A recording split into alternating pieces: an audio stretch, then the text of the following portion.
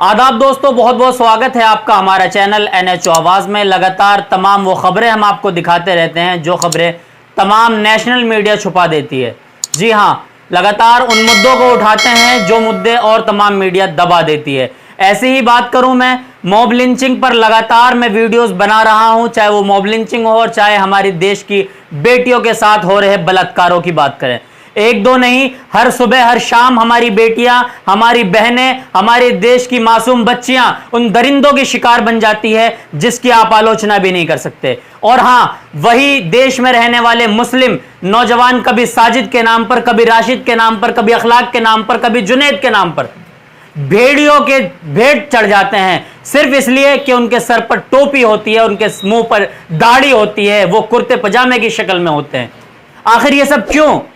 सबसे पहले सवाल उन सत्ताधारियों से है जो लोग गद्दियों पर बैठे हैं। सबसे पहले सवाल उन लोगों से है जो वर्दी पहनकर बैठे हैं कि यह सब कुछ हो जाता है, तुम्हारी जबानें क्यों खामोश रहती है। ऐसा ही मामला उत्तर प्रदेश के बंत गांव से आ रहा है मेरे पास, जो इस वक्त रिकॉर्ड है। उसमें एक मुस्लिम को सिर्फ इसलिए मारा गया, 17 साल मुस्लिम है, 17 साल मतलब उस मुस्लिम की जो है उम्र थी, और ऑटो मैकेनिक था, उसकी हत्या कर दी गई। इतना मारा गया कि उसको मौत के घाट उतार दिया, यानी कि उसको दुनिया से कब्रिस्तान पहुंचा दिया गया। ऐसी ही दूसरी खबर मध्य प्रदेश से आ रही है, उसका नाम साजिद है। उसको इसलिए मारा गया, सिर्फ उसका जुर्म यह था कि वो मुसलमान है, उसके चेहरे पर दाढ़ी है। आइए पहले तस्वीरों में साजिद की उस वीडियो को दिखाते हैं जो कुछ उसके परिजनों ने कहा है। और कौन है इनके साथ आप बताएंगे भाई कि अभी डॉक्टर ने इनको देखा तो क्या डॉक्टर ने क्या बताया कि भर्ती ले जाओ, उसमें इधर पहुंचा दिया और कुछ नहीं, कभी बाटल चढ़ाएंगे, वही तो भोपाल का रिफर कर देंगे। भोपाल रिफर करा है? हाँ। आपको कुछ जानकारी है कि क्या घटना हुई इनके साथ? ये घटना हुई रात को जी 10-1 बजे के करीब। ये गए थे नरसिंह से, बलबटपुरा से, वार्ड नंबर 15 से जी। तो ये गए थे, एक से पैसे लेना थे तो उसके पैसे लेने, तो ये अपने राज पैलेस होटल के सामने उजांग बैंक, कापे इंडिया बैंक के पास गली में बगुची वाले, फिर इसको रुकवाया। रुकवाने के बाद में इससे पूछा कि कहाँ का है, तो क्या बलबटपुरे का, नाम वाम पूछा इसका, तो इसने बताया, तो इसको दाढ़ी और वो टोपी देख के मारने लग गए। देखिए तस्वीर है, कितनी शर्मनाक है। ये तस्वीरें देखकर भी अगर आपका दिल नहीं दहला और इनकलाब की आपने आवाज नहीं उठाई, तो वो दिन दूर नहीं कि तुम्हारे साथ भी कुछ ऐसा होगा जिसकी आपने कभी बारे में सोचा भी नहीं होगा। आपने देखी तस्वीरें, ये साजिद की तस्वीरें थी, और मेरी इस तरफ वो तस्वीरें मैं आपको दिखा देता हूं जो कि मैंने आपको बताया कि उत्तर प्रदेश की तस्वीरें हैं। तो ये सब तस्वीरें जब सामने आती है, उसके बावजूद भी हमारी सरकार सिर्फ और सिर्फ राजनीति करती नजर आती है। और हमारे पुलिस प्रशासन के तो कहने ही क्या, हमारे पुलिस प्रशासन ने तो कसम खा ली है कि अगर नाम मुस्लिम का आता है तो हमें FIR तक दर्ज नहीं करनी है। अगर मुस्लिम लोग इकट्ठे होकर FIR दर्ज कराने चले तो उनके नाम पर मुकदमे लिख दिए जाए, उनके नाम पर UAPA के मुकदमे लिख दिए जाए, उनके ऊपर 188, 269, 260, 289 में जो है मुकदमे दर्ज कर दिए जाए कि ये जो है पुलिस के काम में बाधा डाल रहे हैं, ये कोरोना फैला रहे हैं। लेकिन क्या हम जुल्म सहते रहें? नहीं, जुल्म हम नहीं सहेंगे, क्योंकि हम जो हैं वो बाई चांस इंडियन नहीं, बाई चॉइस इंडियन है। जब पाकिस्तान और भारत का बंटवारा हुआ, उस वक्त हमारे बुजुर्गों ने, यानी हमारे उलमाओं ने आवाज दी थी और झंडा उठाया था और यह कहा था कि आ जाओ इस्लाम के झंडे के नीचे, यह कहा था कि आ जाओ इस्लाम के झंडे के नीचे, आ जाओ मजहब इस्लाम के मानने वाले, आ जाओ नबी और कुरान को मानने वाले। लेकिन इस भारत में रहने वाले मुस्लिम, यानी कि मुस्लिम के जो धर्मगुरु कह सकते हैं, मौलानाओं ने, हमारे उलमाओं ने यह कहा कि हम नहीं जाएंगे, हम यहीं पर पैदा हुए हैं, यहीं पर मर जाएंगे। यानी कि हम बाई चांस इंडियन नहीं, बाई चॉइस इंडियन है। हम भारत छोड़कर क्यों जाएं? संविधान ने हमें भी बराबर का हक दिया है, हम इस भारत के हकदार हैं, किराएदार नहीं। यह आपकी जानकारी के लिए बता दूं, हम यहीं पर पैदा हुए हैं और यहीं पर मर जाएंगे। लेकिन आखिर हमारे ऊपर यह जुल्म कब तक होता रहेगा? सन 2014 की बात करूं, जब से ये भाजपा सरकार आई है, खुले लफ्जों में भाजपा का नाम लेना इसलिए मजबूरी है क्योंकि उससे पहले भी हम इसी दुनिया में रहते थे, इसी भारत में रहते थे, इसी नोएडा जैसे सिटी के अंदर में रहता था। लेकिन मैंने कभी इतनी मॉब लिंचिंग या इतने सारी बेटियों के साथ बलात्कार की खबरें ना सुनी और ना देखी। जब से लगातार भाजपा की सरकार बनी है, एक मर्तबे प्रधानमंत्री बने, दोबारा प्रधानमंत्री बने, उत्तर प्रदेश के अंदर इनकी सरकार आई, उसके बाद से लगातार वो दलित की बेटियां हो तो उनके साथ बलात्कार हो रहा है, मुस्लिम की बेटियां हो उनके साथ बलात्कार हो रहा है, और हां अगर मुस्लिम हो तो उसके साथ तो मॉब लिंचिंग जरूरी है। अगर एक मुस्लिम 10 हिंदुओं के बीच में से निकलकर कहीं चला जाता है तो उसका यह जुर्म है कि वो 10 हिंदुओं के बीच में से निकल के और क्यों गया। तमाम उन नेशनल मीडिया से भी मेरा सवाल है जो तालिबान और अफगानिस्तान चिल्ला रहे हैं, हमारे भारत के अंदर क्या तालिबान नहीं बना हुआ है या अफगानिस्तान नहीं बना हुआ है?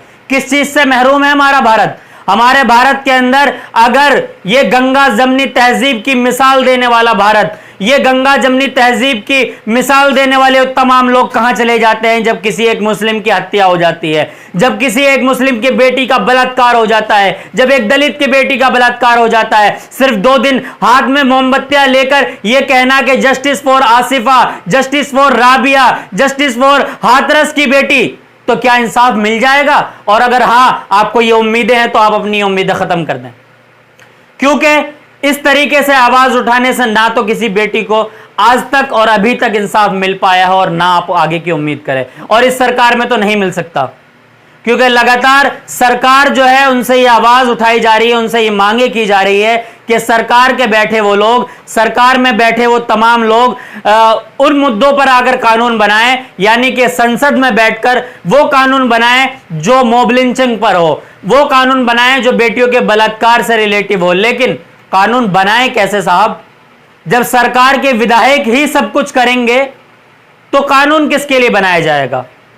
बात करें तो आइए रिकॉर्ड की बात करते हैं। कुलदीप सिंह सेंगर का नाम आपने सुना होगा, एक बेटी का बलात्कार, उस बेटी ने अपनी आवाज बुलंद करी तो उस बेटी के पूरे परिवार को मरवा दिया गया, उसके मां बाप सबको खत्म कर दिया गया। गुनाह क्या था? गुनाह यह था कि बेटी के साथ पहले बलात्कार हुआ, उस बेटी ने अपनी आवाज बुलंद करी तो कुलदीप सिंह सेंगर जो कि भाजपा के विधायक थे और इस वक्त भी मौजूदा विधायक हैं, पूरे परिवार को मरवा दिया गया। क्या संविधान में बेटियों को इतना भी हक नहीं दिया? क्या हमारे संविधान में इतना भी हक बेटियों को नहीं मिला है? अगर नहीं मिला है तो वो रिकॉर्ड भी दिखा दीजिए।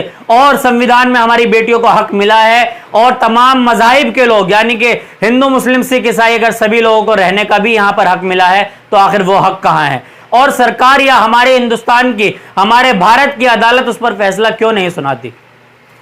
क्या अभी तक अखलाक को इंसाफ मिल पाया है? क्या अभी तक जुनैद को इंसाफ मिल पाया है? क्या अभी तक कासिम को इंसाफ मिल पाया है? या फिर अभी तक राबिया को इंसाफ मिल पाया है? हाथरस की बेटी को इंसाफ मिल पाया है? दिल्ली के अंदर 9 साल की गुड़िया को इंसाफ मिल पाया है? आखिर इन सब को इंसाफ नहीं मिला है तो उसकी जिम्मेदार भाजपा सरकार है। भाजपा सरकार है, भाजपा सरकार है, 3 बार कहूंगा। सिर्फ वजह यह है कि भाजपा सरकार में ही आखिर ये सब कुछ क्यों हो रहा है और यह आखिर कब तक चलेगा? और अगर ऐसा ही चलता रहा तो मैं फिर कहना चाहूंगा कि हर आदमी अपने बारी का इंतजार कर रहा है। जब आज राबिया की बारी है तो सभी लोग सड़कों पर आए, सरकार का बाइकआउट करें, सरकार से इंसाफ की उम्मीद करें कि सरकार जितनी जल्दी हो सके। आज तकरीबन 15-16 दिन हो गए, मैं खुद राबिया के घर गया था, मेरी टीम गई थी राबिया के घर, उनके परिजन से मिले थे हम, उनके परिजन से हमने बात करी, वो खून के आंसू रो रहे थे। उनके फादर का यह कहना था कि मैंने अपनी बेटी को नहीं खोया बल्कि मैंने अपने बेटे को खोया है। मेरी रीढ़ की हड्डी थी राबिया। आपने कभी सोचा होगा कि एक बाप के लिए वो कितनी ग्राह गुजरती होगी, कितना बुरा वक्त होगा कि उसने इतना पढ़ाया लिखाया होगा अपनी बेटी को कि दिल्ली की पुलिस यानी कि जिसको कहा जाता है दिल की पुलिस में काम करने वाली हमारी बेटी अगर सुरक्षित नहीं है तो फिर आखिर क्या उत्तर प्रदेश में आकर सुरक्षित होंगी जहां हर सुबह और शाम एक बलात्कार होते हैं? और हमारे उत्तर प्रदेश के महान योगी आदित्यनाथ जी भगवा कलर का कुर्ता पजामा और धोती पहनकर पूरी दिल्ली के अंदर उन्होंने पोस्टर लगवाए हैं और उसमें लिखा है कि भारत का नंबर 1 प्रदेश उत्तर प्रदेश। मुख्यमंत्री कहां के हैं? उत्तर प्रदेश के। पूरी दिल्ली के हर बस स्टैंड पर हर जितने भी होर्डिंग है ये कह सकते हैं कि करोड़ों नहीं बल्कि कई करोड़ रुपए का खर्चा जो है वो दिल्ली के अंदर किया गया है। प्रचार क्या है? नंबर 1 प्रदेश पूरे भारत का उत्तर प्रदेश। साथ में मोदी जी भी हैं प्रधानमंत्री हमारे। और अपने प्रदेश की बात करें तो एक एक दिन में 4-4 नहीं, 10-10 नहीं, 20-20 नहीं, 50 बेटियों के बलात्कार होते हैं। कुछ ही बेटियां ऐसी होती हैं जिनके रिकॉर्ड सोशल मीडिया पर आ पाते हैं और हमारे तक भी वो खबर पहुंचती है। हर सुबह हर शाम इस प्रदेश के अंदर बलात्कार हो रहा है, तो कहीं ना कहीं जिम्मेदार प्रदेश की सरकार है, केंद्र की सरकार है। और केंद्र की सरकार को खुले लफ्जों में चेतावनी देता हूं, अगर आपने इंतजाम नहीं किया, इन पर कानून नहीं बनाया, तो ये लोकतंत्र है साहब, वो वक्त दूर नहीं। जिस जनता ने आपको कुर्सी पर बिठाया है, वो जनता आपको कुर्सी पर से उतार के फेंकने की भी ताकत रखती है। ये लोकतंत्र ने हमें अधिकार दिया है। तो फिर वही बात कहूंगा कि मैं ऐसे सवाल करता हूं और करता रहूंगा, क्योंकि पत्रकार हूं, सवाल तो पूछूंगा, यह मेरा हक है। बिके हुए पत्रकार बहुत हैं साहब। मोदी जी ने कह दिया कि दिन है तो रात को भी दिन बता दिया जाता है। मोदी जी ने कह दिया कि रात है तो रात को भी रात नहीं बल्कि दिन बता दिया जाता है। इस तरह की जो तमाम सोशल मीडिया पर कह सकते हैं कि ये बातें उठ रही हैं, बात हकीकत है। पत्रकारों ने भी आज अपना वजूद खोया है। मैं एक लाइन पत्रकारों के लिए भी बोलूंगा, पत्रकार ने भी आज अपना वजूद खोया है। आज यही वजह है कि पत्रकारों की भी कहीं कहीं पर हत्या हो जाती है, उनकी भी कहीं ना कहीं मार पिटाई की जाती है, उनके खुद के करे हुए सारे कारनामे हैं वो। तो जब तक के लिए लेता हूं अलविदा। मैंने जो कुछ भी आप तक पहुंचाया, अब आपकी जिम्मेदारी है लोगों तक पहुंचाना। और अगर आप हमारे चैनल पर नए हैं तो चैनल को सब्सक्राइब कर लें और बेल आइकन को जरूर दबा दें ताकि सबसे पहले नोटिफिकेशन आपको मिल सके। जब तक के लिए जय हिंद, जय भारत।